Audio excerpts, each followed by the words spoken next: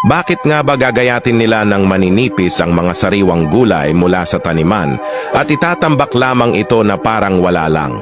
Actually, hindi naman talaga ito nasasayang, kundi ay pinakikinabangan pa rin naman ito ng mga farmer. Gagayatin nila ang mga gulay at prutas na alam nilang reject para gamitin na pataba sa kanilang taniman. Hindi lang yan, dahil maging ang mga alaga nilang hayop gaya ng baboy ay nakikinabang dito.